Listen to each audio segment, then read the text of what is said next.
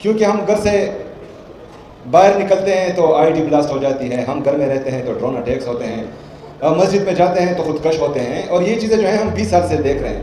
لیکن میرے خیبر پختونخوا کی عوام، جو صرف میرا صوبہ نہیں ہے، میرے لوگ نہیں ہیں، آپ سب کے لوگ ہیں، تو اس میں ہم سب نے آواز اٹھانی ہے.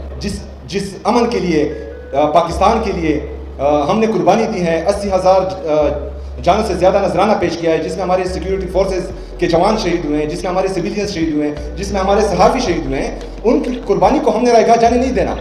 اور نہ ہی جو ہے میرا صوبہ اس کا متحمل ہو سکتا ہے کہ 20 سالوں سے جو پالیسی آتی آ رہی ہے، جس میں جو ہے نہ مجھے بٹایا گیا ہے، نہ خیبر پختونخوا کی حکومت کو بٹایا گیا ہے، نہ یہاں کی پارلیمنٹیرین کو بٹایا گیا ہے، نہ یہاں کے صحافیوں کو بٹایا گیا ہے، نہ یہاں کے مشران کو یہاں بٹایا گیا ہے. بس ایک اوپر سے شاہی فرمان جاری ہو جاتا ہے کہ یہ ہونا چاہیے اور یہ ہوتا ہے. بالکل ایسا نہیں ہوگا.